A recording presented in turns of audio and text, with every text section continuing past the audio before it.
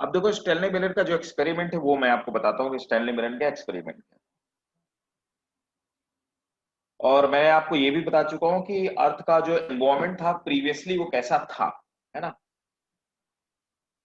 तो मिलर के एक्सपेरिमेंट जो तो हेडिंग थी हमारी केमिकल एवोल्यूशन, मैंने आपको बताना था लास्ट। मानते हैं कि केमिकल एवोल्यूशन ही हुआ होगा। सो केमिकल एवोल्यूशन। सो केमिकल एवोल्यूशन का जो कंसेप्ट था वो ये कि पहले, सबसे पहले ओरिजिनेट क्या हुआ होगा। तो सबसे पहले कुछ इनऑर्गेनिक केमिकल्स थे। तो कुछ इनऑर्गेनिक एलिमेंट कह सकते हैं, एलिमेंट, या यूं कहें इनऑर्गेनिक कंपाउंड थे। इनऑर्गेनिक कंपाउंड से बने ऑर्गेनिक कंपाउंड,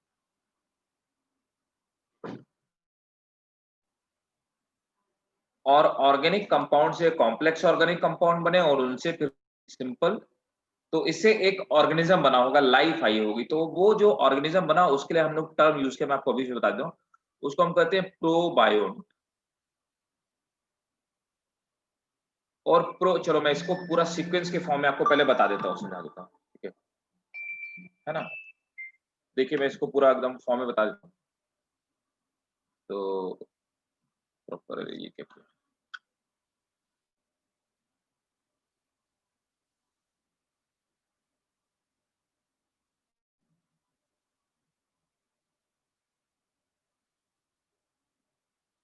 तो सबसे पहले आया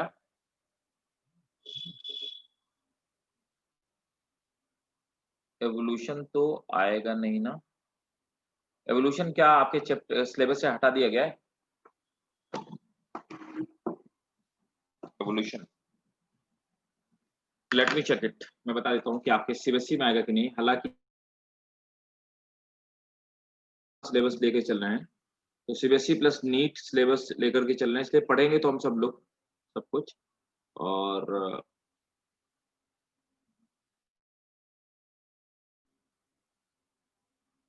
एक बार देख लेता हूँ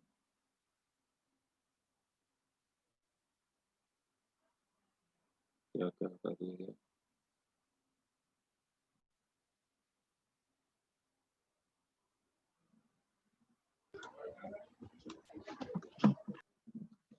क्या whole chemistry is remove, CBSE से हट गई है। हाँ सीबीएसई से हट गया, ठीक है। अच्छा whole chapter is remove, right. मुझे लगा केमिस्ट्री, मुझे लगा हाँ। तो लेकिन ये है कि it's a part of NEET. तो मेरा जो मतलब हमारा जो मोटो था, तो हम जो पढ़ा रहे हैं वो नीट को लेकर के पढ़ा रहे हैं, इसीलिए हम सब चीज़ों को साथ में लेकर के चल रहे हैं। सीबीएसई प्लस नीट मतलब आपका नीट का भी पूरा कवरिंग करेंगे हम लोग। तो इस मोटो से आपको नीट के लिए, तो देखो नीट में तो नहीं हटने वाला। अच्छा ऐसा ऐसा कुछ इस समय बातें चल रही हैं कि कुछ जेई से, but there is rare chances. तो आपको तो सब प्रिपेयर्ड रहना चाहिए। और अगर ऑब्वियसली एवोल्यूशन हटने के चांसेस कम ही होंगे, अगर हटेगा भी छोटे-मोटे चैप्टर हटा दिए जाएँगे, बकवास टाइप के चैप्टर हटा सकते हैं, इकोलॉजी हटा सकते हैं, और उनके पास डिजीज़-विजीज़ हटा सकते हैं, कुछ इस टाइप के चैप्टर नीट में अगर हटाया भी। ये इंपॉर्टेंट चैप्टर है और इससे क्वेश्चन आते बहुत है नीट में, इसलिए मैं आपको पहले से बता होना चाहिए एट एनी लेवल। तो केमिकल एवोल्यूशन में देखो सबसे पहले केमिकल एवोल्यूशन में हुआ क्या, तो जो प्रीवियस अर्थ थी हमारी, तो उस प्रीवियस अर्थ में अर्थ थी, उसमें कुछ इनऑर्गेनिक कंपाउंड थे उसके चारों तरफ, इनऑर्गेनिक कंपाउंड थे। उन इनऑर्गेनिक कंपाउंड से हुआ क्या कि उनमें हुई रिएक्शन, क्यों हुई बार-बार बताता जा रहा हूँ। चलो साथ-साथ में आपको पूरी कहानी समझाता जा रहा हूँ। तो वो इनऑर्गेनिक कंपाउंड कौन से थे? ये ऐसा जो मानना था, ये बताने का जो क्रेडिट जाता है, ये आपको ये क्रेडिट जाता है मिलर साहब को, स्टैनली मिलर को।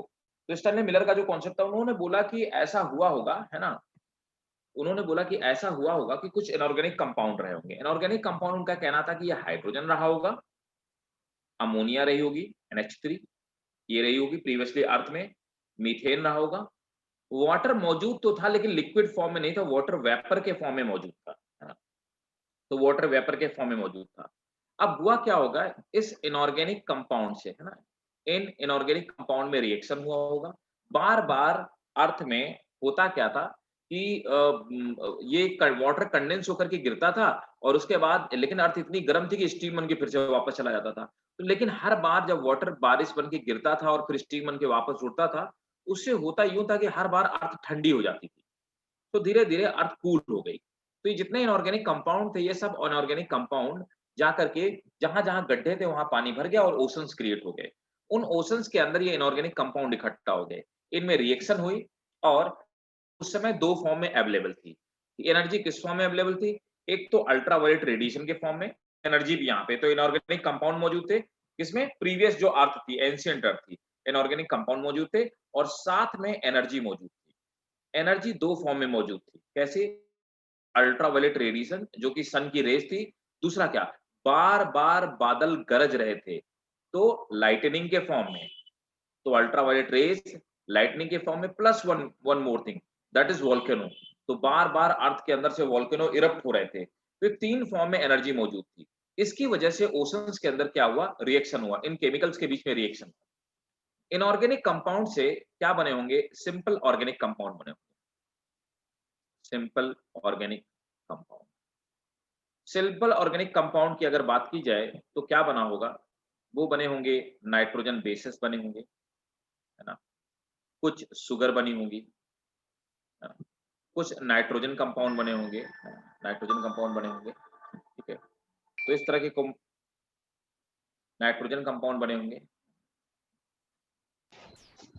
और इससे हुआ क्या होगा? सिंपल ऑर्गेनिक कंपाउंड से आप बने कॉम्प्लेक्स ऑर्गेनिक कंपाउंड।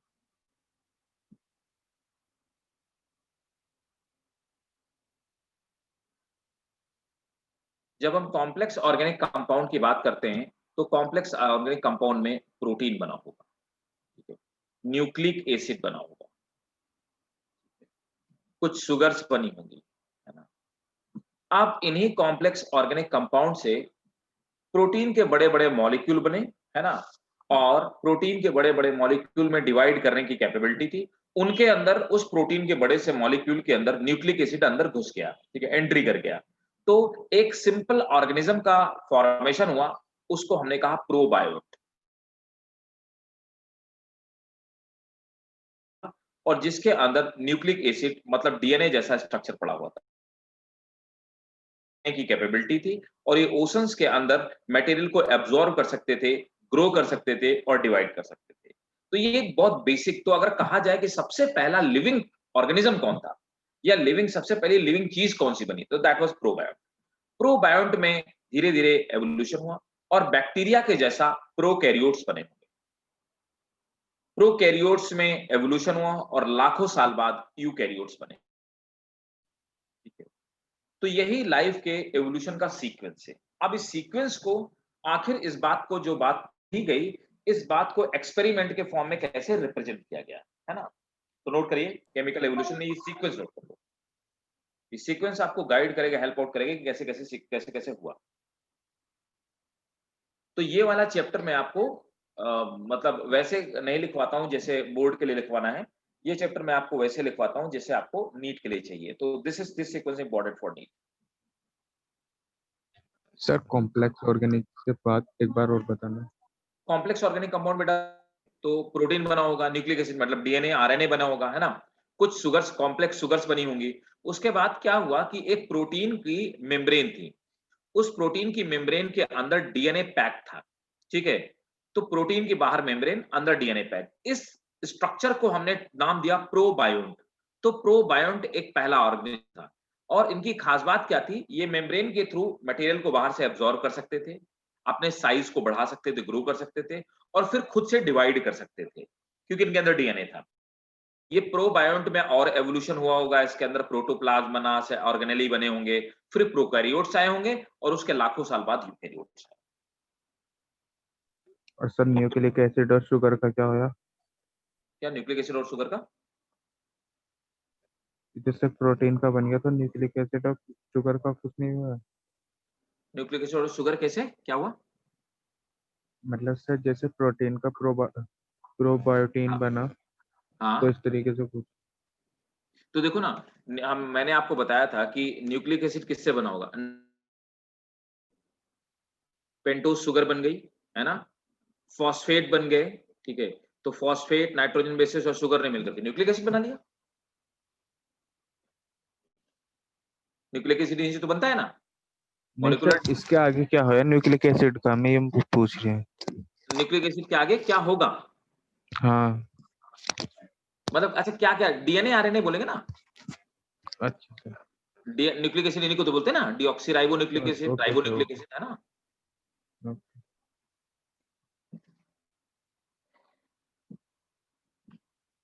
शुगर में आप लिख सकते हो यहाँ पे पेंटोज शुगर।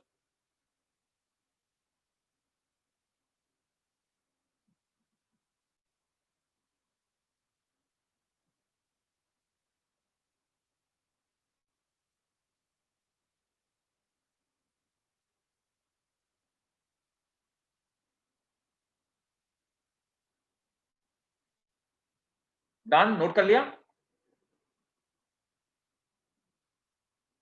Yes sir. ठीक है। तो सबसे पहले स्टार्टिंग में, है ना, स्टार्टिंग में क्या था, बनने से पहले की बात बता रहा हूं। अर्थ का टेम्परेचर जो था, वो था 4000 से लेकर के 8000 डिग्री सेंटीग्रेड था, जिसकी वजह से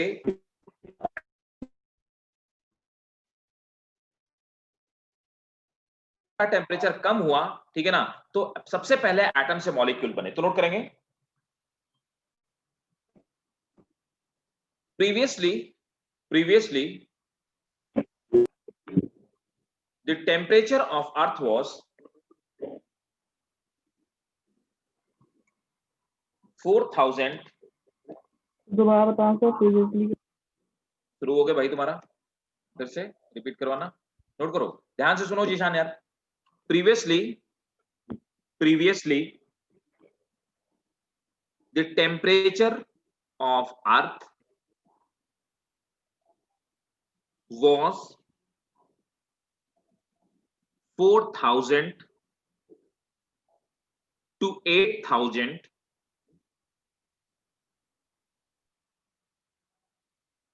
degree centigrade,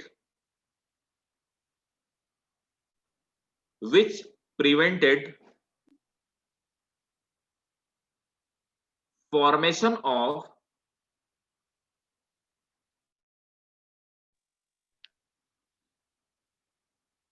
from atom, full stop।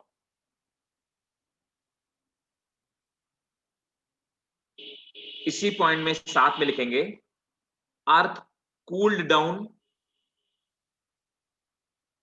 Earth cooled down gradually and formation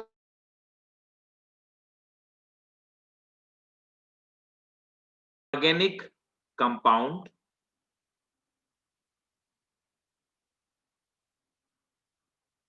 in form of gases like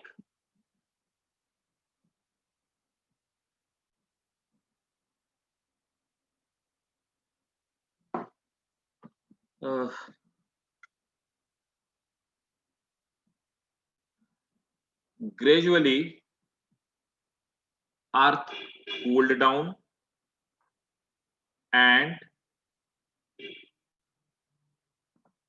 formation of inorganic molecule like hydrogen, nitrogen, ammonia, methane and water vapor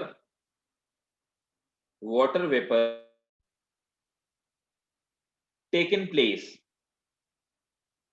water vapor taken place,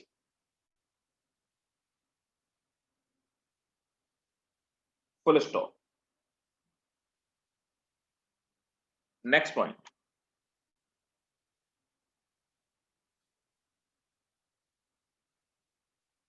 Next point. After that, simple organic compound like sugar,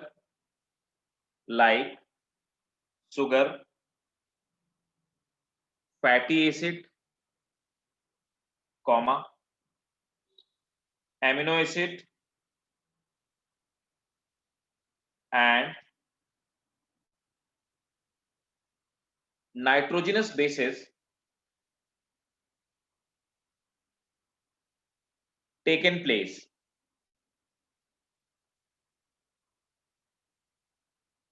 Next point. Energy was available. Energy was available in the form of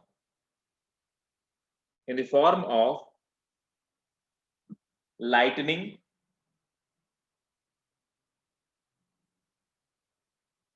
solar radiation,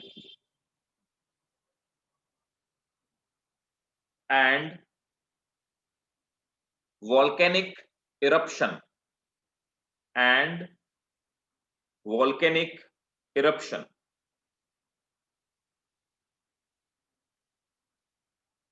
next point. आज की date में evolution क्यों नहीं होता? तो आज की date में एटमॉस्फेयर में ऑक्सीजन मौजूद है. ऑक्सीजन क्या करती है? किसी भी बनने वाले ऑर्गेनिक कंपाउंड को ऑक्सीडाइज कर देती है और वो खराब हो जाता है. लेकिन प्रिमिटिव अर्थ में जब ये सब कंपाउंड बने होंगे, ऑर्गेनिक कंपाउंड, तो ऑक्सीजन नहीं थी, जिसकी वजह से ऑर्गेनिक कंपाउंड मिलकर के लाइफ को बना पाए. तो नोट करेंगे, in primitive earth there was, important है, स्टार बना के लिखेंगे, in primitive earth there was reducing atmosphere, there was reducing atmosphere which played important role in preserving organic compound. तो रिड्यूसिंग एटमॉस्फेयर की वजह से ये ऑर्गेनिक कंपाउंड बचे रहे, इंटैक्ट रहे, खराब नहीं हुए. ठीक है, इसी में लिखेंगे. अब अगर रिड्यूसिंग एटमॉस्फेयर नहीं होता, ऑक्सीजन मौजूद होती, तो सब खराब हो गया होता. Free oxygen if present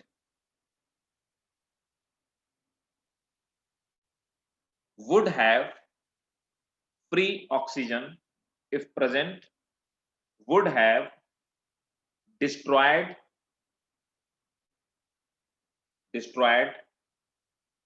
these compound. अगर ऑक्सीजन होती तो इन कंपाउंड को डिस्ट्रॉय कर देती.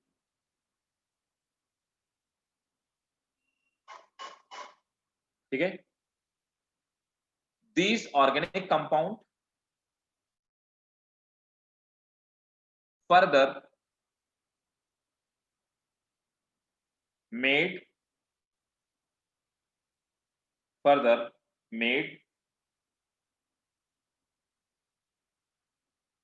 enzymes,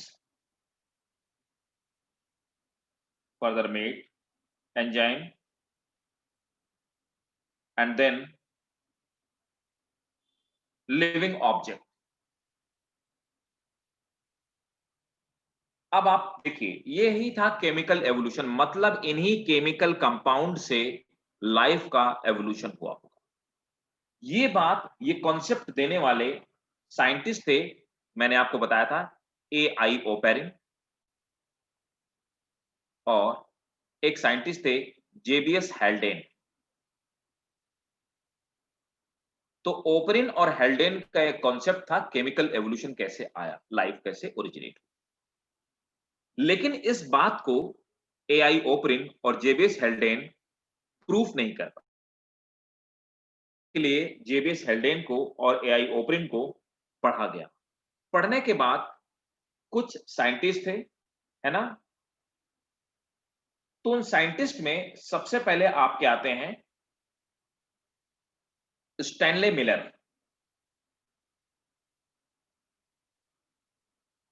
मिलर का एक्सपेरिमेंट बहुत फेमस है, स्टैनले मिलर।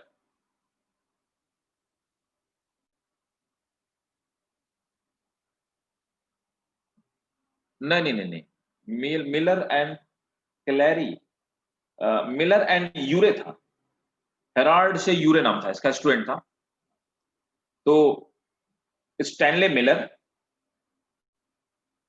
और ये बायोकेमिस्ट थे, और इनका एक स्टूडेंट था, इनका एक शिष्य था, उसका नाम था हेरोल्ड हेरोल्ड सी यूरे।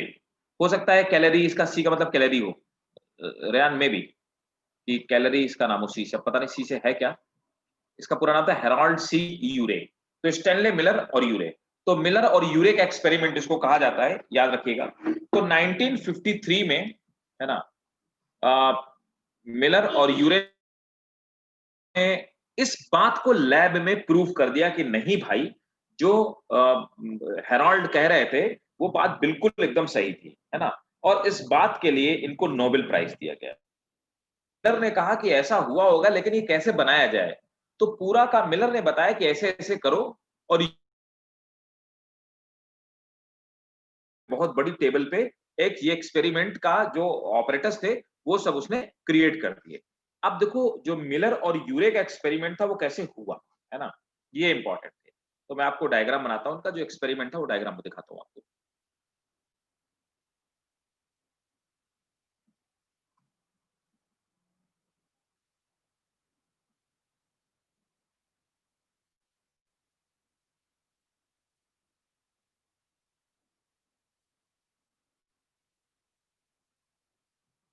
देखो ये मिलर और यूरे का एक्सपेरिमेंट है ना। तो मिलर और यूरे ने क्या किया कि अब हमें प्रिमिटिव अर्थ वाली कंडीशन क्रिएट करनी थी। तो सबसे पहले क्या है, लाइटनिंग, जो बिजली चमक रही उसको कैसे स्टिमुलेट किया गया, कैसे वो क्रिएट किया गया। तो उसने क्या किया, ये लाइटनिंग वाली कंडीशन को क्रिएट करने के लिए इन्होंने 75,000 वोल्ट के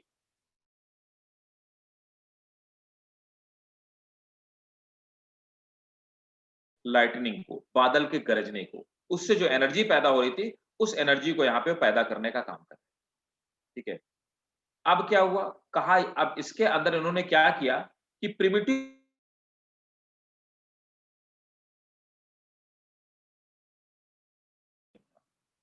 इन्होंने इन गैसेस को इसके अंदर भर दिया, ये सब गैसेस भर दी गई, ठीक है। अब ये सब गैसेस भरने के बाद अब यहां पर क्या हुआ, बात ये हो रही थी कि इसी में वाटर वाटर जो था वाटर वेपर के फॉर्म में, याद रखिएगा, है ना। इस कट रही है, रेयान नेट सही है तुम्हारा, क्योंकि मेरा एकदम सही आ रहा है नेट। अगर ऐसा हो रहा हो तो फिर से रिकनेक्ट करके, डिस्कनेक्ट करके रिकनेक्ट कर सकते हो एक बार फिर से। तो देखो,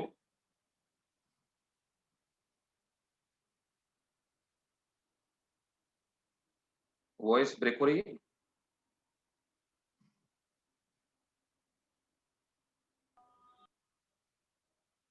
वेट वेट वेट वेट, मुझे चेक करने दो जरा, नेट एकदम सही दिखा रहा है।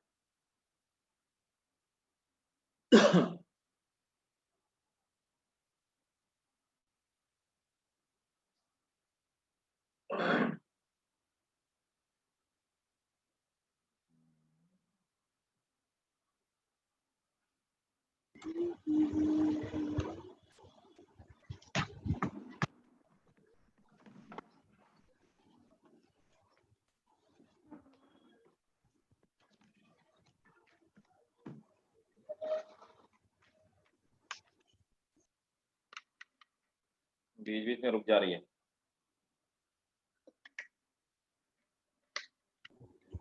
देखो दोस्त, मेरी तरफ से नेट एकदम सही आ रहा है, चेक कर लिया मैंने। अब बताना अगर रुके आवाज बीच बीच में, मैं फिर से बताता हूँ, ठीक है। देखो तो इन्होंने ये कंडीशंस क्रिएट की, तो कंडीशन क्रिएट करने के लिए प्रिमिटिव जो एटमॉस्फेयर था, तो उनका कहना था कि प्रिमिटिव एटमॉस्फेयर में, है ना, ये गैसेस रही होंगी। तो उन्होंने क्या किया, इसके अंदर ये गैसेस भर दिया, अमोनिया, मीथेन, वाटर वेपर और हाइड्रोजन भर दिया, ठीक है। और यहां पर लाइटनिंग से जो एनर्जी मौजूद थी, उस लाइटनिंग से एनर्जी पैदा करने के लिए उन्होंने क्या किया कि 2 इलेक्ट्रोड लगा दिए, जिसमें 75,000 वोल्ट का करंट फ्लो कर रहा था, और वो इलेक्ट्रोड आपस में स्पार्किंग कर रहे थे। अच्छा, बार बार अर्थ, ये वाटर वेपर बन रही थी और अर्थ को ठंडा कर रही थी, भाप बन के उड़ रहा था। तो अर्थ को ठंडा करने वाला जो करेक्टर था, उसके लिए यहाँ पे कंडेंसर लगा दिया। कंडेंसर में यहां से वाटर जाता था और यहां से वाटर बाहर आता था। इससे बार बार ये गर्म स्पार्किंग होती थी, वाटर बार बार ठंडा हो रहा था। तो अर्थ के गर्म और ठंडे होने की दोनों व्यवस्था कर दी गई, ठीक है। अब यहाँ पे आप देखिए, यहाँ पर पानी भरा हुआ है, यहाँ पे भरा हुआ है। तो ये सी वाली जो कंडीशन, प्राइमोडियल सी, इनिशियल लेवल पे जो ओशंस का फॉर्मेशन हुआ, उसकी कंडीशन यहाँ पे रिप्रेजेंट कर रहा है, ठीक है। यहाँ पे एक नोजल लगा दिया गया कि बार बार यहाँ से पानी का सैंपल निकाल के देखा जा सके कि क्या क्या बना, ठीक है। यहां पर इन्होंने क्या किया, एक हीटर लगा दिया। हीटर क्या कर रहा था, अर्थ के नीचे से जो वोल्केनो फट रहे थे, उससे जो एनर्जी मिल रही थी, वो हीटर क्या कर रहा था कि उस वोल्केनो से निकलने वाली जो एनर्जी है, उस एनर्जी को सिमुलेट कर रहा था, मतलब कि उस एनर्जी को प्रोवाइड करा रहा था, ताकि वैसी बिल्कुल एग्जैक्ट कंडीशन ही प्रोवाइड कराई जा सके। एक और बात आपको बताना चाहूंगा कि यहां पर 80 नहीं होगा, 800 डिग्री सेंटीग्रेड था, जो टेम्परेचर था 800 डिग्री सेंटीग्रेड था। अब ये जो गैसेस थी, गैसेस को किस रेशियो में भरा गया, तो गैस यहां पे जिस रेशियो में थी, CH4 methane, ratio NH3 ammonia, और रेशियो हाइड्रोजन, इसका रेशियो था 2:2:1, 2:2:1 के रेशियो में इसको भरा गया, है ना।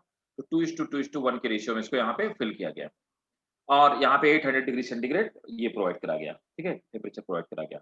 अब देखो धीरे धीरे ये रिएक्शन होती रही, और रिएक्शन होने के बाद अब ये पूरा का पूरा एक्सपेरिमेंट चला, कितने 18 दिन का पूरा एक्सपेरिमेंट चलाया गया, ठीक है। अब आपको ये लिखना तो है नहीं, इसलिए आप इसको बस एक्सपेरिमेंट को एज इट इज उतार लीजिएगा कि क्या क्या था। 18 दिन एक्सपेरिमेंट चला। 18 दिन के बाद जब एक्सपेरिमेंट रोका गया और इससे सैंपल निकाला गया, तो ऐसा पाया गया कि वहां पर कुछ ऑर्गेनिक कंपाउंड पाए गए, है ना। अब वहां पे जो ऑर्गेनिक कंपाउंड निकले, इन्होंने प्रूव कर दिया गया। तो इसमें मिला क्या क्या, आफ्टर 18 डेज, आफ्टर 18 डेज क्या क्या इसमें मिला। तो देखो, इसमें ऑर्गेनिक कंपाउंड में एमिनो एसिड मिले, इस पानी में अपने आप एमिनो एसिड बन गए, ठीक है। एमिनो एसिड के अलावा ग्लाइसिन जैसे, है ना, कुछ amino acid, glycine, alanine, aspartic acid, है ना, sugar, simple sugar, ribose sugar बनी, राइबोस शुगर का फॉर्मेशन हुआ, है ना, और एमिनो एसिड्स बन गए, और सम सिंपल ऑर्गेनिक कंपाउंड मिल गया। इस बात से प्रूव हो गया कि लाइफ का फॉर्मेशन ऐसे ही हुआ होगा, ठीक है, क्लियर। तो इस एक्सपेरिमेंट का नोट करना चाहोगे, नोट कर लो, स्क्रीनशॉट लो, जैसा भी आपको सही लगे आप लोग ले लो।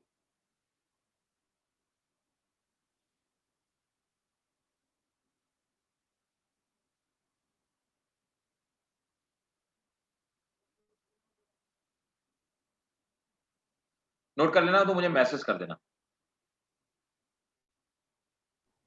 हो गया सर। कर लिया, ठीक है, हटा दो इसको भाई, यस कि नो। यस सर, हटा दीजिए। ठीक है, डन। चलो, तो ये था, है ना। अब इसके बाद देखो क्या हुआ, इन्हीं में जो ऑर्गेनिक कंपाउंड थे, उन्हीं ऑर्गेनिक कंपाउंड को, तो इसके बाद देखिए ऑर्गेनिक एवोल्यूशन में जो आपका आया, तो ये स्टैनले मिलर का एक्सपेरिमेंट था। इसके बाद एक साइंटिस्ट था, उस साइंटिस्ट का नाम था ये फॉक्स, है ना, SW फॉक्स, सिडनी फॉक्स नाम था उनका।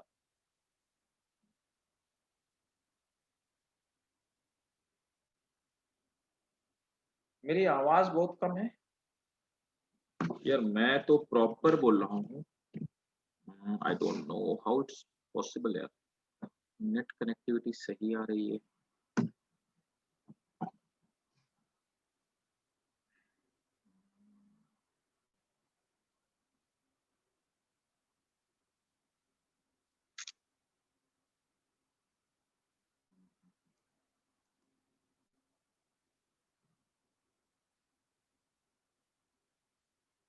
सही है अब? अच्छा, तो मैं बता रहा था कि ये सिडनी, हाँ, सिडनी एम फॉक्स एक साइंटिस्ट थे, SW फॉक्स इनका नाम था। तो सिडनी फॉक्स ने क्या किया कि इन्होंने इस तरह से बने हुए जो कुछ ऑर्गेनिक कंपाउंड थे, है ना, इन ऑर्गेनिक कंपाउंड को, या जिनको बोला गया पॉलीपेप्टाइड्स बोला गया, है ना, उस, या यूं कहूं कि एमिनो एसिड के मिक्सचर को,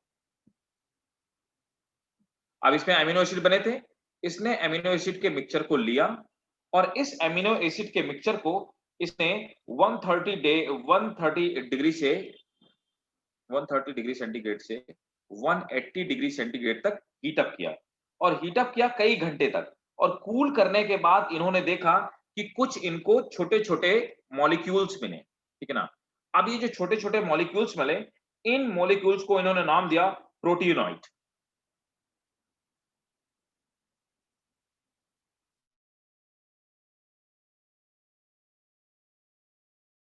NOID, प्रोटियोनॉइड, ठीक है, तो इसका नाम दिया प्रोटियोनॉइड, तो इससे प्रोटियोनॉइड बना, है ना। प्रोटियोनॉइड माइक्रोस्फीयर इनका नाम दिया, माइक्रोस्फीयर, छोटे छोटे थे, गोल थे, तो इनको बोला गया प्रोटियोनाइट माइक्रोस्फीयर, है ना। ये प्रोटियोनाइट माइक्रोस्फीयर थे, ये 1 to 2 डायमीटर, 1 to 2 माइक्रोमीटर इनका डायमीटर था, 1 to 2 माइक्रोमीटर इनका डायमीटर था, है ना। अंदर खास बात क्या थी कि ये प्रोटियोनाइट, इनके अंदर एनर्जी प्रोड्यूस करने की कैपेबिलिटी थी, है ना। इन्हीं प्रोटियोनाइट से, इन्हीं प्रोटियोनाइट, तो ये प्रोटीन के मॉलिक्यूल्स थे, इन्हीं प्रोटियोनाइट से कुछ और मॉलिक्यूल्स का फॉर्मेशन हुआ, उन मॉलिक्यूल्स को, इनको इकट्ठा हो जाने से बहुत सारे प्रोटोनाइट इकट्ठा हो गए, बहुत सारे। तो ये इकट्ठा होकर के जिस मॉलिक्यूल का फॉर्मेशन किया, उसको कहा गया coacervate, coacervate, COA, sorry, CO, क्वेसर wait,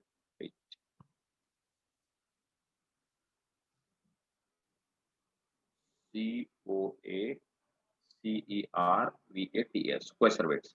तो सबसे पहले क्या बने होंगे, इनऑर्गेनिक कंपाउंड, फिर organic compound, complex organic compound, फिर प्रोटियोनाइड बने होंगे, फिर क्वेसरवेट बने होंगे। क्वेसरवेट की खास बात क्या थी कि ये थोड़े से लार्ज मॉलिक्यूल थे, है ना, दे वर क्वेसरवेट, दे वर लार्ज मॉलिक्यूल। तो इस तरह से लार्ज मॉलिक्यूल का फॉर्मेशन हुआ होगा, ये लार्ज मॉलिक्यूल आपस में एक दूसरे के साथ में आ गए होंगे और क्वेसरवेट का फॉर्मेशन किया। इनमें डिवाइड करने की कैपेबिलिटी थी, they can grow rapidly, they grow rapidly. अब देखिए लाइफ के सिम्टम आ गए, और क्या गया, दे कैन डिवाइड, तो ये डिवाइड कर सकते थे।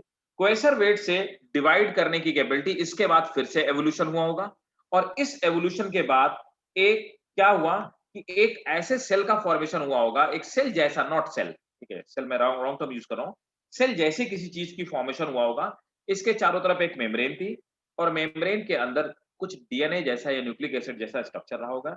इसको कहा क्या गया, इसको आप कह सकते हैं प्रोटोसेल, ठीक है, सबसे पहले बनी हुई सेल। ईओ बायोन्ट इसी को बोलते हैं, ईओ बायोन्ट का फॉर्मेशन होगा, ठीक है ना, और इसी को हम प्रोटोबायोन्ट कह सकते हैं, ठीक है।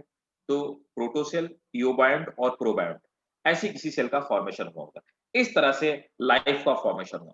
This was all about the chemical evolution. Clear है? ये सीक्वेंस आप नोट कर लीजिए।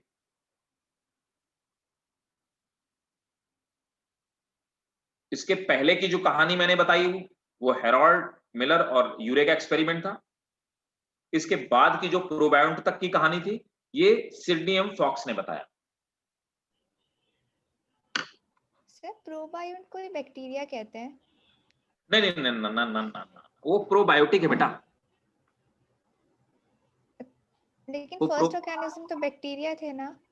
ना ना, फर्स्ट ऑर्गेनिज्म अगर आपसे पूछा जाए तो आपका आंसर होगा प्रोबायोंट। ठीक है? Okay sir. फिर जो ऑर्गेनिज्म जैसी चीज आई वो बैक्टीरिया होंगे, आर्की बैक्टीरिया। ठीक है? तो प्रोबायोट को हम ऑर्गेनिज्म नहीं कहेंगे। ऑर्गेनिज्म जैसी चीज है यार एक्चुअली, है ना। आप देखिएगा अगर आपसे पूछा जाए कि फर्स्ट सेल कौन सी बनी तो आप लिखिएगा कि ये बैक्टीरिया होगी, आर्की बैक्टीरिया आंसर होगा। ठीक है? अगर आपसे पूछा जाएगा कि फर्स्ट लिविंग ऑर्गेनिज्म कौन सा बना तो आपका आंसर प्रोबायोट होगा। ठीक है? Okay sir. इसको हम सेल इसलिए नहीं कह सकते ना क्योंकि इसके अंदर ऑर्गेनेली नहीं थे, है ना। प्रोकैरियोटिक जैसा स्ट्रक्चर भी नहीं था। सर लेकिन प्रोटोसेल लिखा हुआ है। हाँ वही ना, प्रोटोसेल क्या हुई, सेल के पहले की चीज, समझे। Okay before the cell. हाँ जैसे बोलते हो ना कि आप ये प्रो हार्मोन प्रो एंजाइम बोलते थे ना अपन। Yes sir. हाँ, जाइमोजन या प्रो एंजाइम वैसी चीज है, प्रिकर्सर है ये, सेल का प्रिकर्सर है एक्चुअली। ठीक, नोट कर लिया?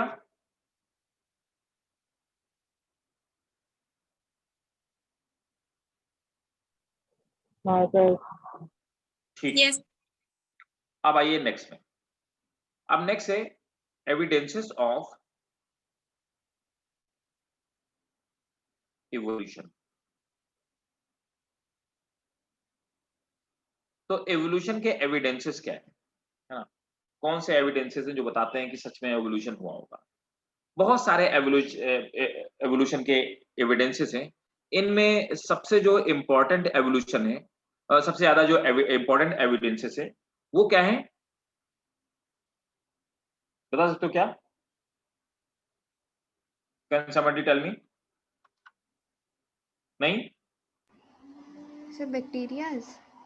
ना ना ना, बैक्टीरिया के बेसिस पे बोलिए भाई। फॉसिल्स यार, फॉसिल्स क्या है? फॉसिल्स बताते हैं कि एवोल्यूशन हुआ है, क्लियरली बताते हैं एवोल्यूशन हुआ है। और तो फॉसिल्स को हम लोग बोलते हैं पैलिएंटोलॉजिकल, पैलिएंटोलॉजिकल एविडेंसेस। पैलिएंटोलॉजी होती है स्टडी ऑफ फॉसिल्स। तो फॉसिल्स को स्टडी करके हम बताते हैं कि एवोल्यूशन हुआ होगा। ठीक है? और क्या चीज, कनेक्टिंग लिंक्स। कनेक्टिंग लिंक क्या है? ऑस्ट्रेलिया में एग लेइंग मैमल्स पाए जाते हैं, तो वो ये बताते हैं कि जो मैमल्स थे इनका जो फॉर्मेशन हुआ होगा किसी एग लेइंग रेप्टाइल से हुआ होगा, मतलब मैमल रेप्टाइल से बने होंगे। ठीक है? तो कनेक्टिंग लिंक्स जो होती हैं वो हमें बताती हैं। ठीक, प्लस साथ में कार्बन डेटिंग, रेडियोलॉजी टेक्नोलॉजी, इससे हम पता कर लेते हैं। अब देखो एवोल्यूशन कितने टाइप का हो सकता है, इस बेसिस पे, इन सबके बेसिस पे हमने पता कर लिया कि एवोल्यूशन कितने टाइप का हो सकता है। अब हुआ क्या, अब फिर से बात को समझिएगा। तो सबसे पहले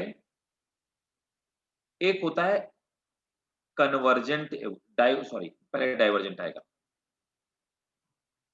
सबसे पहले है डाइवर्जेंट एवोल्यूशन। कोई बता सकता है क्या चीज होती है डाइवर्जेंट एवोल्यूशन?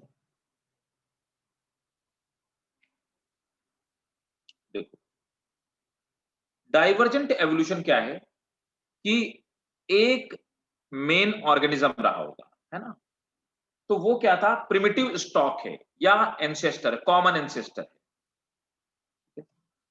उस कॉमन एंसेस्टर से, है ना, बहुत सारे अलग अलग टाइप के ऑर्गेनिज्म बन गए।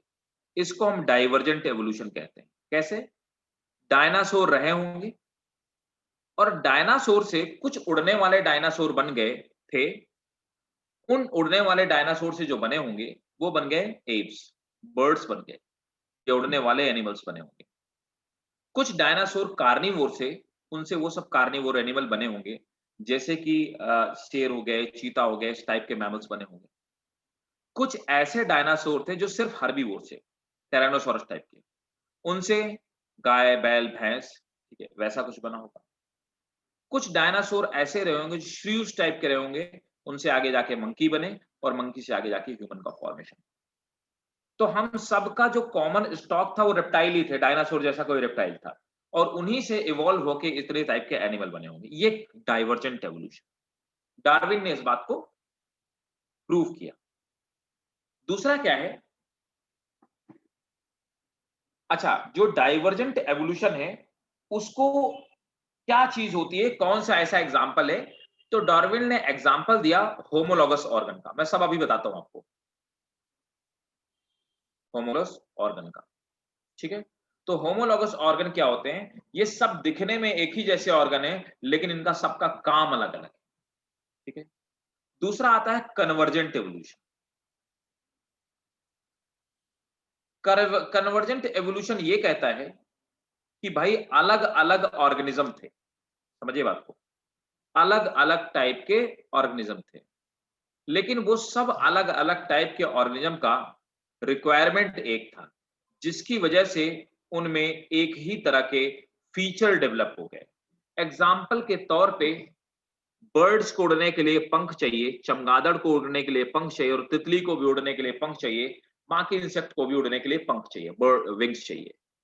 तो सब में विंग्स का तो फॉर्मेशन हुआ, लेकिन चमगादड़ का विंग्स जो था वो स्किन का बना हुआ था, बर्ड्स का विंग एक्सोस्केलेटन का बना हुआ था, इंसेक्ट उसकी आउटर एक्सोस्केलेटन का बना हुआ था, और बटरफ्लाई में डिफरेंट चीज का बना हुआ था।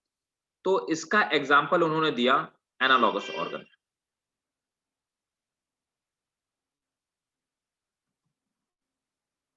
तीसरा होता है एवोल्यूशन का type parallel evolution. Parallel evolution का आपस में कोई लेना देना नहीं होता है इनका, ये अलग अलग लाइन पे होते हैं। एग्जाम्पल के तौर पे एल्गी से बने एंजियोस्पर्म, ठीक है, और स्पॉन्जेस से लेकर के, है ना, स्पॉन्जेस से एवोल्यूशन हुआ होगा और इतने सारे फाइलम बने, और फाइनली क्या बने होंगे? वर्टिब्रेट्स बने। इन दोनों का आपस में कोई लेना देना नहीं है, लेकिन ये क्या है? This is parallel evolution. तो साथ साथ दोनों एक दूसरे के इवॉल्व हो रहे हैं। It is example of parallel evolution. Clear है भाई? यस। ठीक है, तो ये तीनों हेडिंग नोट करो, फिर मैं समझाता हूं डाइवर्जेंट क्या है, कन्वर्जेंट क्या है और parallel evolution.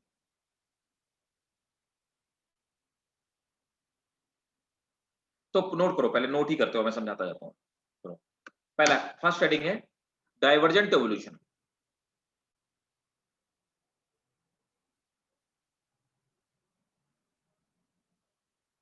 In divergent evolution,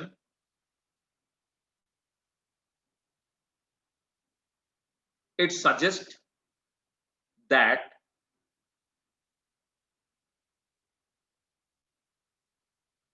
organism evolved from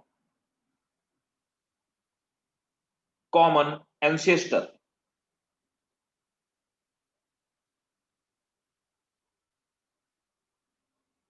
in support of full stop, in support of common word क्या बताया था आपने? ancestor, common ancestor, in support of it homologous organs, in support of it homologous organ are example। अब देखो homologous organ होते क्या है, ये मैं आपको बताता हूं।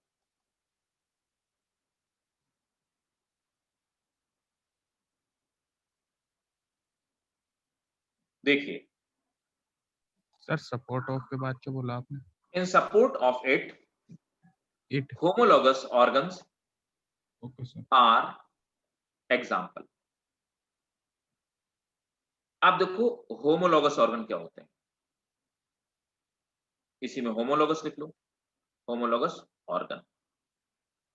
ऐसे ऑर्गन होमोलॉगस ऑर्गन होते हैं कि जिनका की स्ट्रक्चर एक हो, they have similar structure and anatomy but different function, लेकिन उनके काम अलग अलग हैं। आदमी का आगे वाला हाथ, ह्यूमन हैंड, ठीक है, चीता का पैर, फोर लिम्ब, वेल का फ्लिपर और बैट का विंग। इन चारों में जो हड्डियां हैं ये एक ही जैसी हड्डियां पाई जाती हैं, ह्यूमरस, रेडियो, अल्ना, कार्पेल, मेटाकार्पेल और फेलेंजिस। एक ही टाइप का स्ट्रक्चर है, लेकिन इन चारों का फंक्शन अलग अलग है। ह्यूमन का हैंड होता है पकड़ने के लिए, किसी चीज को पकड़ने के लिए, है ना, किसी चीज को ग्रिप बनाने के लिए किसी चीज में। चीता का पैर होता है अगला रनिंग के लिए, ठीक है। वेल स्विमिंग में हेल्प करती है, ये वेल को स्विमिंग में हेल्प करता है, और ये बैट को फ्लाई करने में हेल्प करता है। सबका फंक्शन है। इसका ये मतलब है कि ये सभी ऑर्गेनिज्म एक कॉमन एंसेस्टर से इवॉल्व हुए होंगे, इन्हीं लिए सबके फोर लिम्ब, मतलब इसका अगला हाथ जो है, सभी के एक ही जैसे स्ट्रक्चर हैं। ये चीज को रिप्रेजेंट करता है। तो homologous organs are those having similar structure and anatomy but different function. ये दोबारा Homologous organ have similar structure and anatomy but different functions. Clear है होमोलॉगी? एग्जाम्पल नोट कर लो। ह्यूमन हैंड, चीता फोर लिम्ब, ठीक है। तो मैं इसको हटा रहा हूं फिर, ठीक है ना। तो ये तो होमोलॉगस का एग्जाम्पल। अब आपको एक डायग्राम और दिखाता हूं जो ये रिप्रेजेंट करता है कि डाइवर्जेंट एवोल्यूशन क्या है ना।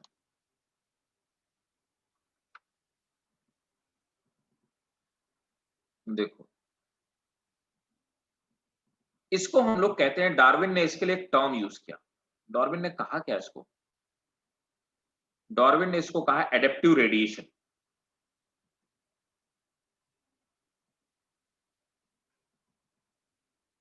Adaptive radiation. एडेप्टिव रेडिएशन क्या था? डार्विन ने एक गैलापागोस, मैंने आपको बताया था गैलापागोस आइलैंड डार्विन गए थे अपने कुछ के शिप से। उन्होंने गैलापागोस आइलैंड में एक बर्ड पाई, बर्ड की वैरायटी पाई, उसको बोला डार्विन फिंचेस कहा उसको बाद में डार्विन फिंचेस कहा गया।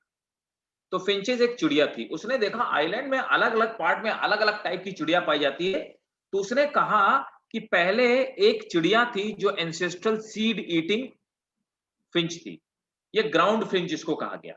ये बिल्कुल स्पैरो की तरह दिखाई दे रही है। कुछ चिड़ियों में इसमें किया क्या, फ्रूट खाना शुरू कर दिया, तो उनकी चोंच मजबूत हो गई ताकि वो फ्रूट्स को आसानी से खा सकें।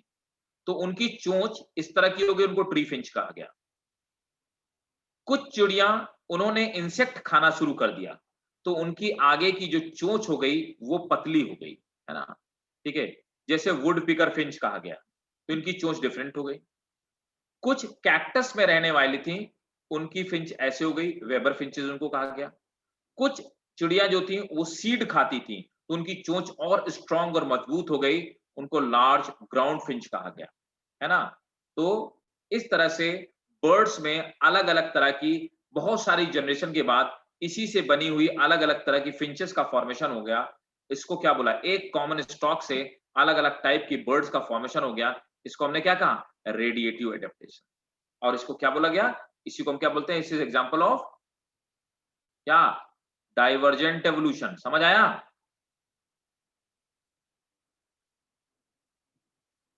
सबका फंक्शन अलग अलग है, कोई का फंक्शन फ्रूट खाना है, कोई का फंक्शन लकड़ी में छेद करना है, कोई का फंक्शन इंसेक्ट खाना है, कोई का फंक्शन सीड खाना है, लेकिन सबका स्ट्रक्चर एक ही है और एक ही मदर से सब इवॉल्व हुए। क्लियर है सबको? इससे ये सही, ये तो इवोल्यूशन पे इवोल्यूशन कह रही हूँ, एनवायरनमेंट पे डिपेंड करता है ना कि कौन सी बर्ड कौन से एनवायरनमेंट में पहुंच गई। हाँ, ये नहीं, ये एडेप्टेशन है, हर चीज पे डिपेंड करेगा, हैबिट्स पे डिपेंड करेगा, ये धीरे धीरे हैबिट पे डिपेंड करेगा। अल्टीमेटली तो एनवायरनमेंट ही इन्फ्लुएंस करेगा ना हैबिट्स को। नहीं, देखो सिर्फ एनवायरनमेंट नहीं होता, बहुत सारी चीजों का मतलब ये है, एक म्यूटेशन, जीन में चेंज हो जाना, ठीक है ना, दूसरा वेरिएशन, डीएनए का मिक्स हो जाना, और तीसरा एनवायरनमेंट के थ्रू क्या हो जाना, एडेप्टेशन। ये तीनों ही चीजें क्या है, एवोल्यूशन को वो करेंगे, पुश करेंगे। समझ गए? Okay sir. हाँ, तो तीन चीजें हो सकती हैं जो किसी चीज के, चाहे वो डाइवर्जेंट एवोल्यूशन हो चाहे कन्वर्जेंट, किसी तरह का एवोल्यूशन।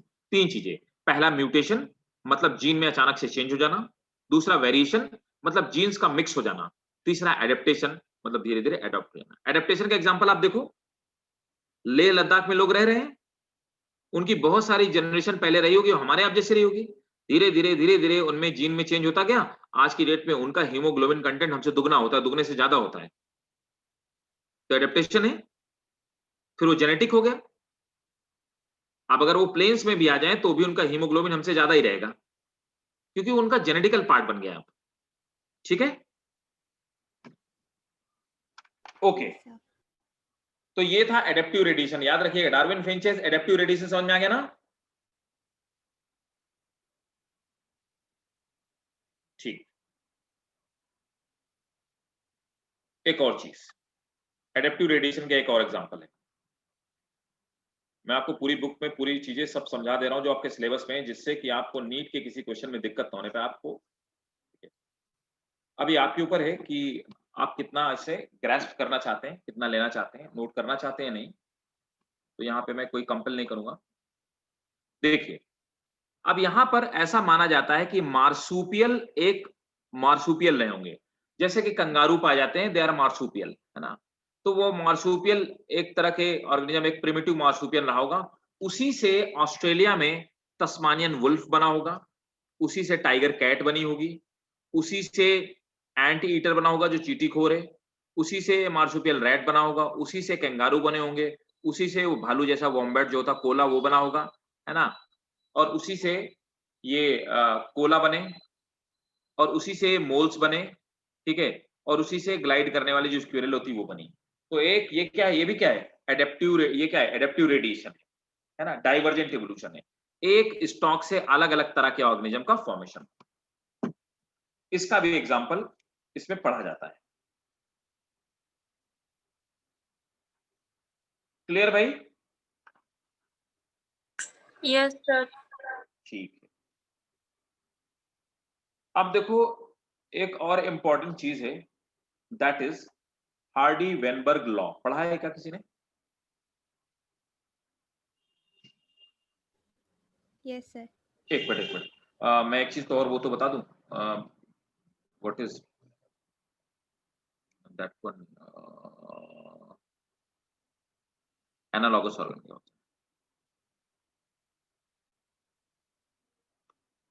देखो ये है analogous organs. So what are analogous organ? Analogous organ वो होते हैं, दे हैव, ये क्या है, ये एडेप्टेशन से हुआ होगा, they have different structure but similar function.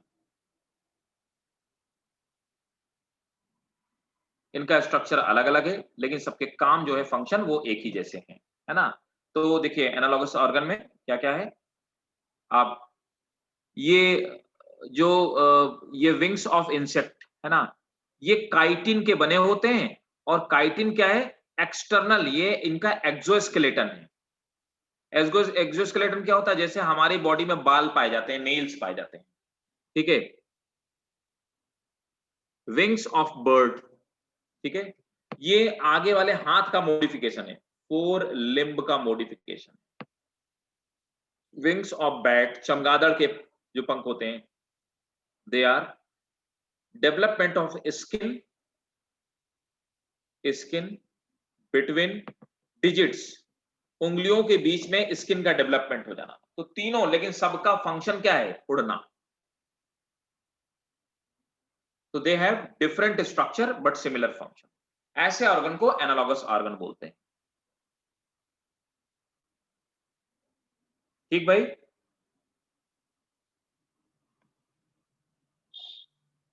Yes sir. Right. अब देखो एक और है, नेक्स्ट है Hardy Weinberg law.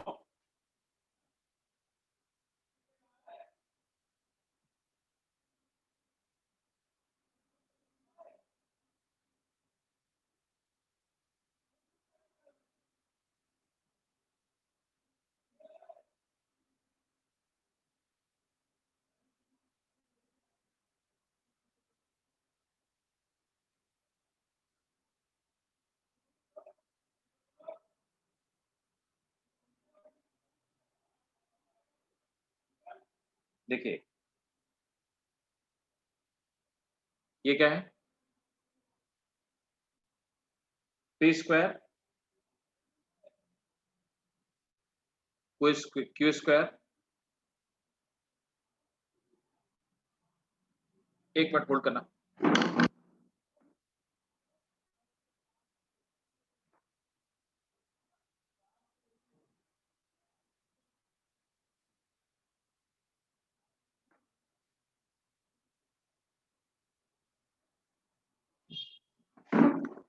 P square q square is plus 2pq is equal to 1।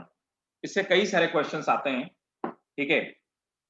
अब देखो यहां पर ये पी स्क्वायर क्यू स्क्वायर है क्या चीज, है ना। तो पी स्क्वायर है, that is frequency of dominant gene, ठीक है। क्यू स्क्वायर है फ्रीक्वेंसी ऑफ रेसेसिव जीन या एलील, और पी क्यू क्या होगी, पी क्यू क्या होगी, फ्रीक्वेंसी ऑफ हाइब्रिड, ठीक है ना। तो मैं आपसे कहता हूं कि एक क्रॉस है, उस क्रॉस में, है ना, मैं आपसे ये कहता हूं कि एक क्रॉस है, और उस क्रॉस में जो फ्रीक्वेंसी है, जीन्स की फ्रीक्वेंसी है, तो उसमें एक डोमिनेंट एलील है और एक रिसेसिव एलील है ना। तो डोमिनेंट जो एलील है उसकी फ्रीक्वेंसी है, मान लीजिए मैं कहता हूं 64 है, ठीक है। और जो रेसिड्यू, मतलब कैपिटल टी जो टॉल वाले प्लांट है उनकी फ्रीक्वेंसी 64 है, और मैं कहता हूं स्मॉल टी जो रेसेसिव वाले हैं उनकी फ्रीक्वेंसी है इतने 9 उनकी फ्रीक्वेंसी है। तो मैं कहता हूं कि हाइब्रिड कितने बनेंगे।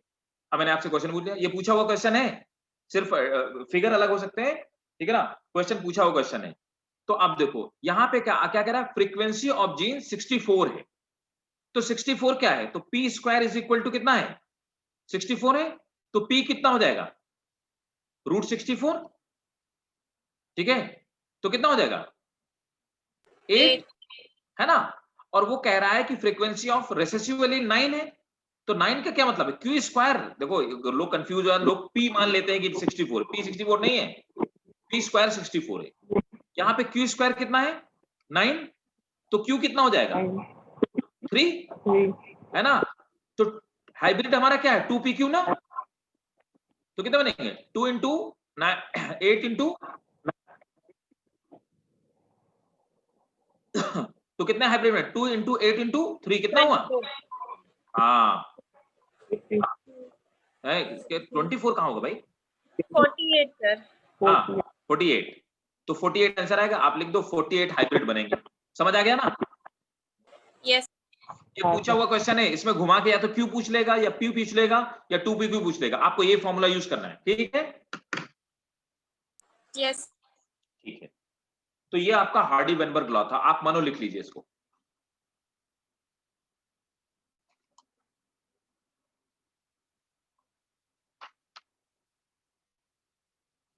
अब इसमें क्या है भाई लोगों, एक है ह्यूमन एवोल्यूशन, है ना? एक आखिरी चीज है जो आपके चैप्टर में है एवोल्यूशन में, ह्यूमन एवोल्यूशन। ह्यूमन एवोल्यूशन ना तो आपके बुक में दिया गया है सही से।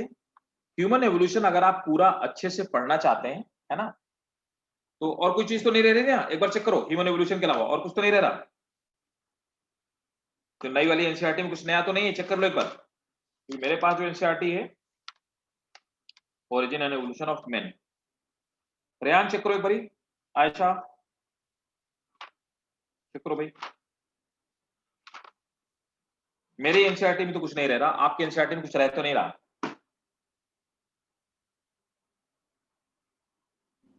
नो सर, हो गया।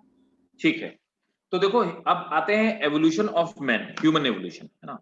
तो ह्यूमन एवोल्यूशन, अब थोड़ा सा वेट करो, मैं आपको नोट्स भेज दूंगा और उसी नोट से मैं आपको पढ़ा देता हूं, है ना?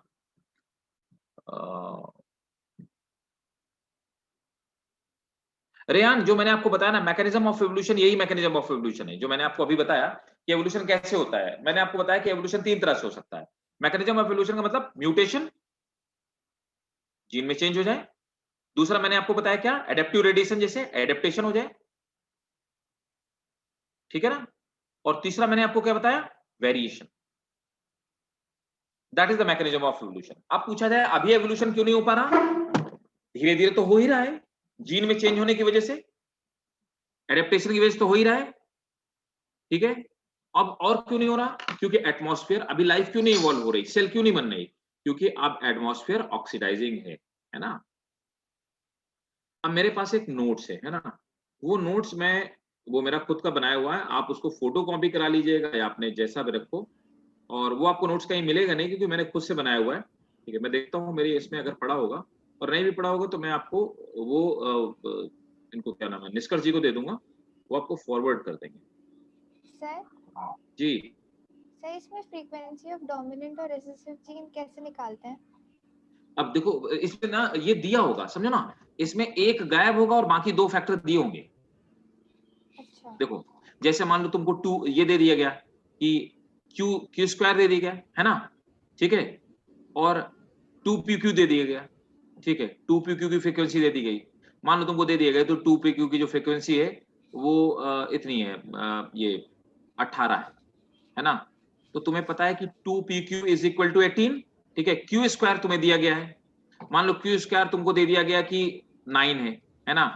तो 2p और क्यू स्क्वायर 9 है तो क्यू कितना हुआ, 3, 18, p इज इक्वल टू कितना हो गया, 2p इज इक्वल टू, वो गिवन रहेगा हमें क्वेश्चन। राइट राइट, वही कुछ डेटा दिया होगा, समझे? ओके। ऐसे निकालना होगा। ऐसा भी दे सकते हैं ना, मोनोहाइब्रिड या डाईहाइब्रिड क्रॉस दे दिया, उसमें से हमें फ्रीक्वेंसी निकाल के करना हो। ना ना, इतना टफ नहीं आएगा आशा, इतने टफ क्वेश्चन नहीं आते, सीधे होंगे। जितने बार भी क्वेश्चन आए आप एक बार देखिएगा, जितने भी क्वेश्चन आए ना वो इसी टाइप के आए। सर लेकिन इससे ट्राईहाइब्रिड पे भी क्वेश्चंस आते हैं? डाई हाइब्रिड पे सीधा जैसे चार्ट के बेसिस पे क्वेश्चन आ जाते हैं, आते हैं, नहीं ऐसा सर, नहीं है। ट्राईहाइब्रिड। ना ना ना ना, ट्राई हाइब्रिड पे कभी कोई क्वेश्चन नहीं आएगा। एक बात जान लो, मैंने आपको मतलब 11th में मैं आपको पढ़ाता था, तब भी मैं आपको बोलता था कि एनसीईआरटी इज ए सिलेबस, तो सिलेबस से बाहर कुछ नहीं होगा, ये भी मान लो, ठीक है? लेकिन समस्या सिर्फ ये है कि एनसीईआरटी में जो सिलेबस दिया गया है वो थोड़ा सा एलाबोरेट करके नहीं दिया गया। Otherwise NCERT is syllabus, so they won't go, they cannot go in fact beyond NCERT. Okay sir. तो देखो बेटा, मैं क्या करूंगा, मैं ये एवोल्यूशन का जो आपको नोट्स है ना, ये मैं आपको स्कैन करके भेज दूंगा, मेरे पास है नहीं अभी डेटा में, और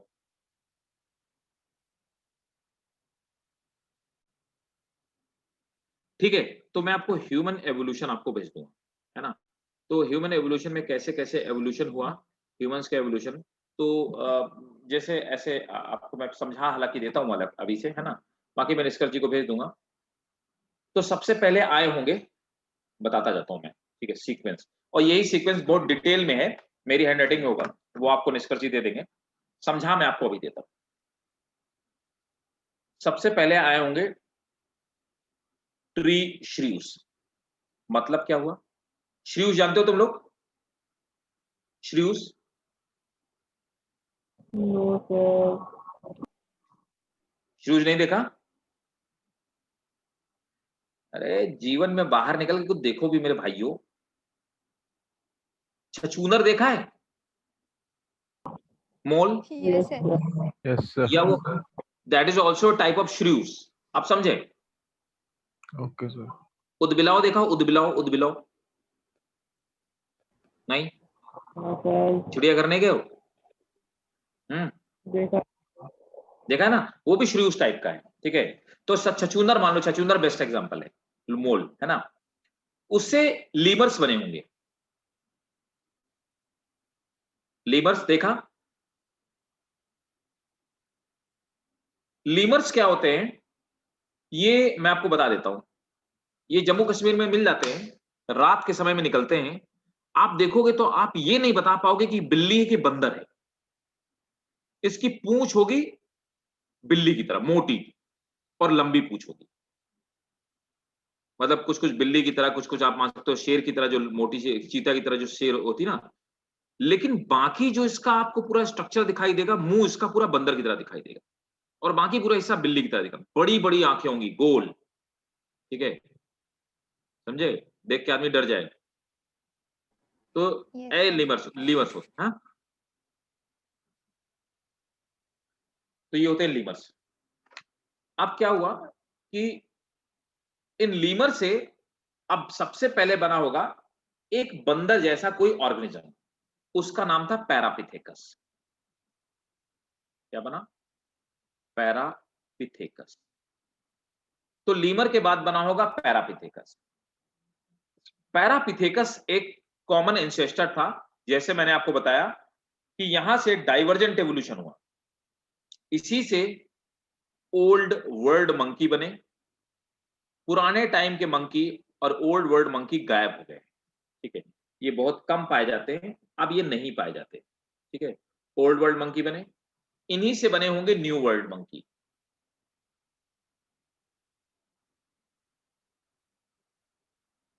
जो पाए जाते हैं, इसी से बना होगा ड्रायोपिथेकस।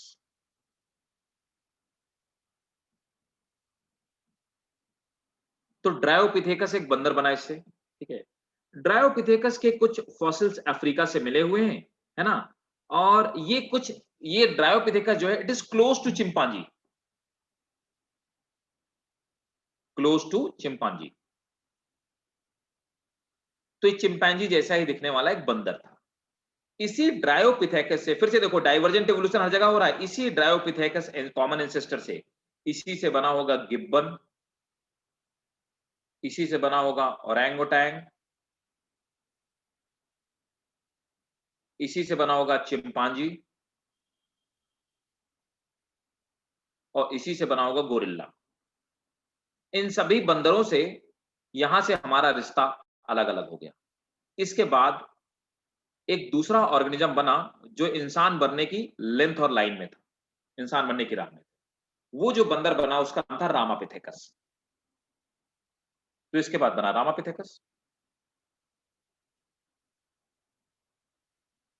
रामापिथेकस जो था, है ना, ये एप लाइक प्राइमेट था, कुछ कुछ बंदर की तरह दिखता था। एप लाइक प्राइमेट, ये कुछ कुछ इंसानों वाले बंदर, है ना, इनकी तरह दिखाई देता था, जो इंसान जैसा दिखता था, ठीक है?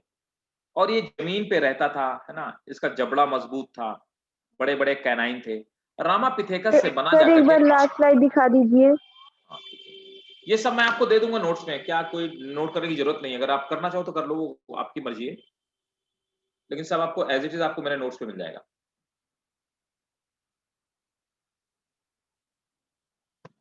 ओके। ठीक है। अब देखो रामापिथेकस से बना होगा, है ना, एक बना ऑस्ट्रेलोपिथेकस।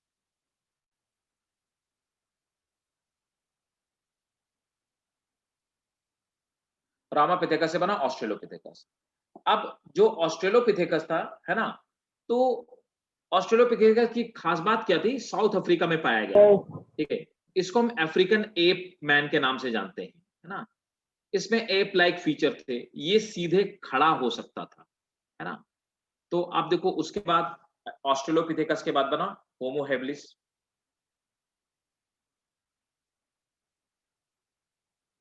होमो हेबिलिस बना। होमो जो हेबिलिस बना, ये इथोपिया में और तंजानिया में इसके फॉसिल्स पाए गए, है ना। इसका जो ब्रेन था वो 650 सीसी का था, है ना, और कार्निवोर था और बड़े एनिमल्स को हंट कर सकता था, है ना, ये कैपेबिलिटी पाई जाती थी, ठीक है। अब उसके बाद होमो इरेक्टस आया, बिल्कुल सीधा खड़ा होने वाला इंसान जैसा बंदर, होमो इरेक्टस बना, ठीक है। इसके बाद होमो इरेक्टस बना। होमो इरेक्टस जो था, इसी को अब कई बार क्वेश्चन पूछा गया कि पेकिंग मैन किसको बोलते हैं, जावा एप मैन किसको बोलते हैं? इसी को हम लोग बोलते हैं जावा एप मैन। तो जावा में इसके मिले हुए हैं फीचर, वो फॉसिल्स, इसी को हम लोग बोलते हैं पेकिंग मैन। चीन में पेकिंग शहर में इसके फॉसिल्स मिले, तो पेकिंग मैन भी इसी को बोलते हैं। इसी को हम लोग क्या बोलते हैं? हिडनबर्ग मैन बोलते हैं। हिडनबर्ग मैन इसीलिए बोलते हैं क्योंकि हिडनबर्ग में इसके फॉसिल्स मिले, ठीक है। आप देखो यहां पर जो होमो इरेक्टस है उसके बाद बना होमो सैपियन। ये जो होमो सैपियंस था, इसमें सबसे पहला होमो सैपियंस था, उसका हमने नाम दिया निएंडरथल। निएंडरथल इसलिए बोलते हैं कि जर्मनी में एक जगह है निएंडरथल, वहां पे इसके फॉसिल्स पाए जाएंगे, ठीक है। तो यहां से होमो सैपियन बनने की राह स्टार्ट हो गई। तो अब होमो सैपियंस के बाद अब आए निएंडरथल, सॉरी निएंडरथल तो आ ही चुके। निएंडरथल के बाद आ गया होमो सैपियन, इंसान आ गया, और इंसान और एडवांस हो गया। और हम आप क्या हैं? हम आप कौन है?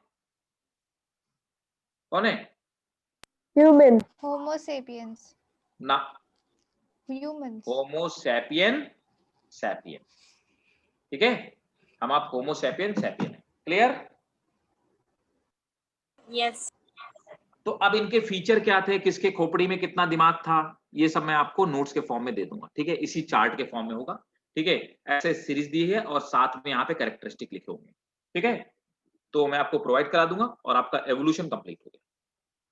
Okay, sir. डन, ठीक है। तो नेक्स्ट क्लास में हम लोग नेक्स्ट चैप्टर स्टार्ट करेंगे, and our next chapter will be what, देखने तो मुझे बकवास चैप्टर है बहुत, human health and disease. I don't want to teach it, पढ़ा दूंगा लेकिन ह्यूमन हेल्थ एंड डिजीज, ठीक है। Next chapter, clear? Yes, कोई sir. डाउट? कोई डाउट? कोई डाउट? ओके, तो भाई लोगों सब लोग पढ़ो। द्रक्षा, क्या बात है भाई, कुछ डाउट फोट तुम्हारे नहीं होते? ऑल वेल, पढ़ाई हो रही है? Yes sir. अच्छा, ठीक है, चलो ग्रेट। रेहान, आयशा, दोनों आयशा, Yes, पढ़ रहे हो sir. तुम लोग सब लोग? Question Yes, वैश्चन sir. लिख रहे हो, नहीं लिख रहे हो? Yes, sir. हाँ? Yes, sir. कर रहे हैं। नंबर आएंगे ना बढ़िया इस बार? Yes, हैं? sir. इंशाल्लाह आ जाएंगे। बिल्कुल, मतलब रिजल्ट चाहिए मुझे भाई, मतलब I am very happy with last batches, है ना, वेरी हैप्पी।